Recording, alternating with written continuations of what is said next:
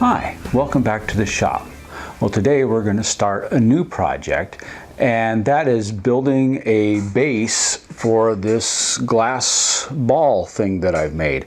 My wife got me a glass blowing lesson for my birthday, and this is what I made. And now that I have it, I'm kind of looking at, well, how do I display this? So, you know, my original thought was I just build kind of a box and set it up there, and I thought, you know, it might be nicer since this is round, maybe I'll build a column that it could sit on and put a light underneath and light this from the bottom and kind of make more of an accent light out of it. So that's what we're going to work on today. We're going to build a column and then put some molding around it, a top and a base, and should turn out pretty good.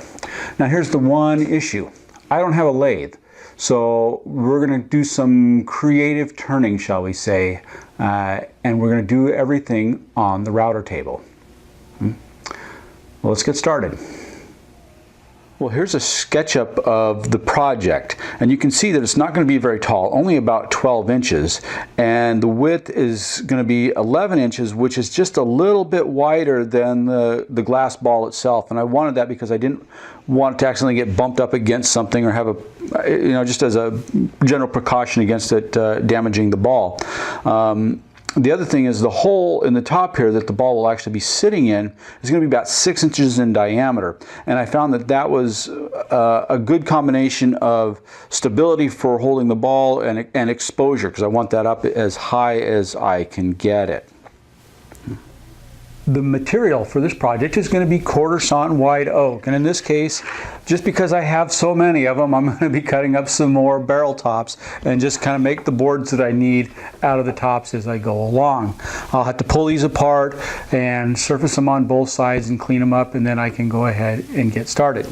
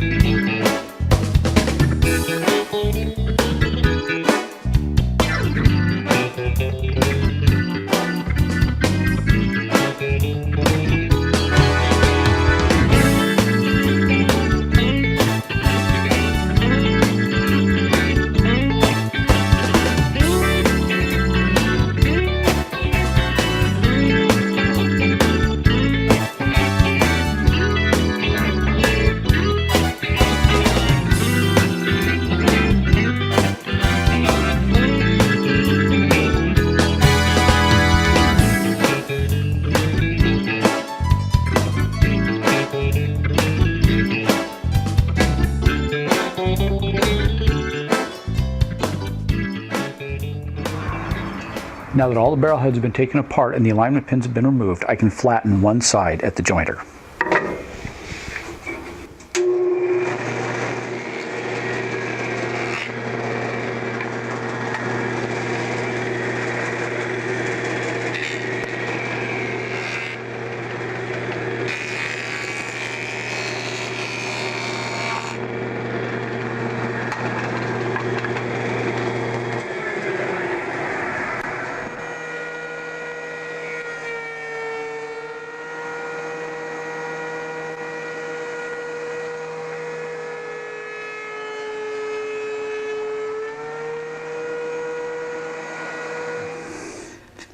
The next step is to square off one end and cut all the pieces to length, which is approximately 10 inches.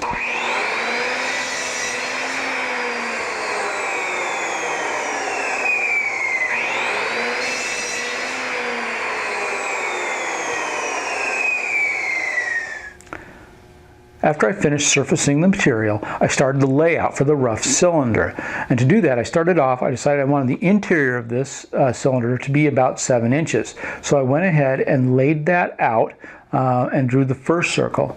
Then I just used a piece of stock and I laid that on here and lined it up with that interior line, and that gave me the dimension for the exterior line that we have here. From there, I just used some compasses based on the width of my stock, and I just stepped this off until everything was even when I went around, or as close as I could get. And because there's 10 pieces in a half circle, that means that this dimension from here to here is 18 degrees. I just took that dimension because I'm only cutting one side of the board at a time, set my table saw at 9 degrees, and then I cut some pieces. These are some samples that are going to fit in here. They're a little narrow, but the final pieces I cut will be the correct width. And that seems to line up just fine. With the blade tilted to 9 degrees, I ripped one side of the board to the correct angle. Now I've set for the correct width. I'm just going to turn them around and run them back through the saw to get my final width.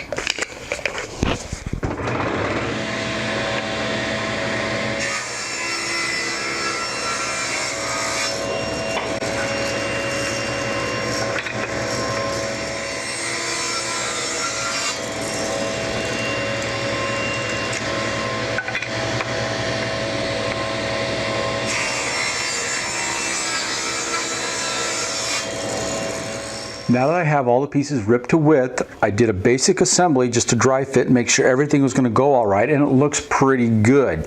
I just used some tape to hold it together. Once I got into shape, I'm using some TheraBand, and I'll actually use this as the clamp because it does a really good job holding everything sturdy. The inside dimension of this is just a little over 7 inches, and the outside is a little over 9 inches, so everything looks like it's going to work out just fine. I'll go ahead and take this apart, and then I can add some glue and reassemble it.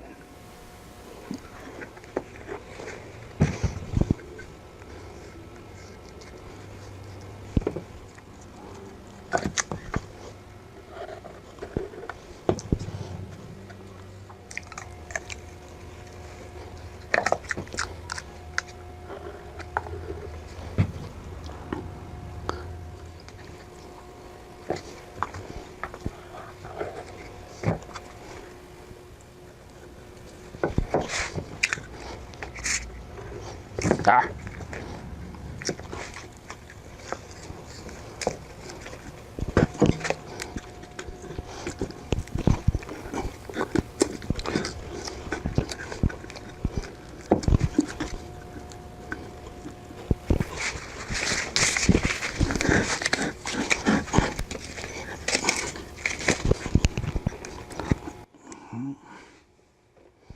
Let's make sure everything is lined up really well.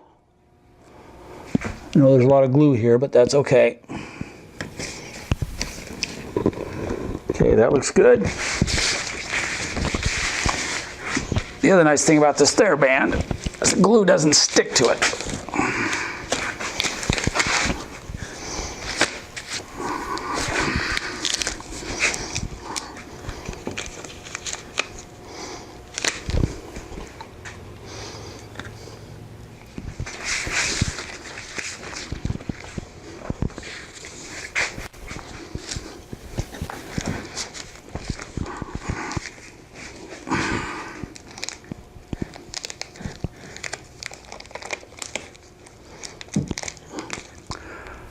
Well, the glue up was a little messy, but everything else looks really good. I'll set this aside, kind of clean up my mess here, and once this dries overnight, we can start turning it into a cylinder. It's been 24 hours since I did the glue up and everything looks really good. Now I need to get it ready for turning. And since I don't have a lathe, I've built a jig that I can turn this round on the router table. But before we can do that, I need to attach some ends. I've just cut a couple of round pieces of wood out of some 1/2-inch Baltic birch plywood, and I've pre-drilled for some holes so we can attach one on each side. In the center of each piece is a 3/8-inch hole that I'll run an axle through, and I'll show you how that works when we get to the router table.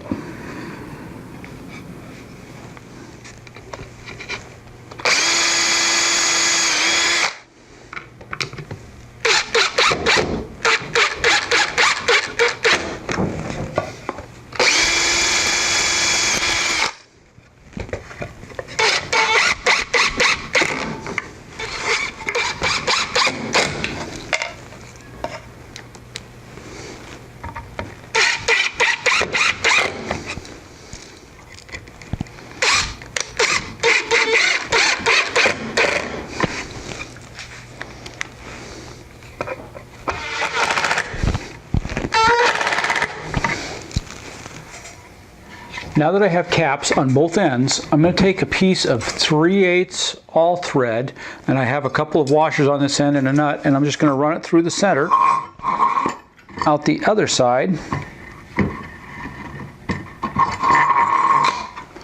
and now I'll put another washer, actually a couple washers,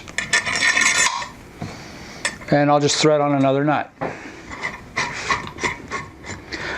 Here's the completed setup at the router table. I just have a board I cut that fit into the miter slot nice and snug, and from that I just ran out a couple of pieces that would run out well past the end of where the router bit was, and then mounted 2 vertical pieces that are identical height.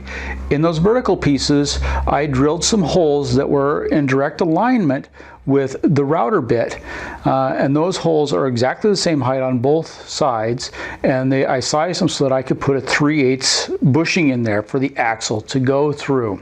From there, I just used a lot of double nuts to make sure that everything stayed nice and tight. I also attached a couple of stop blocks on either end of the router table to keep the project from moving too far. So what I'll do, I'll turn on the router table, raise the bit up slowly as I spin the column around and then down through the rest of the piece until I have it completely round.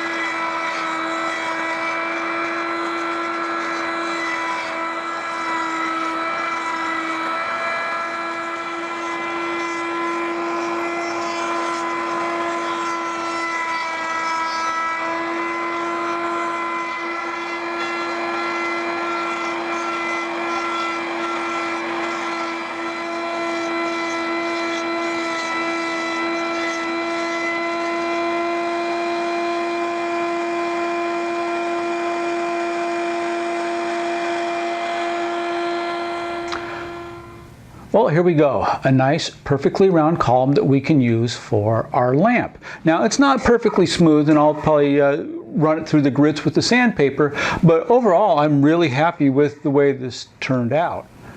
Well, that's all we have time for today on this project. We'll continue to work on it. We still need to do some molding that we can put on the top and the bottom, as well as build the top and the base, and of course, wire it.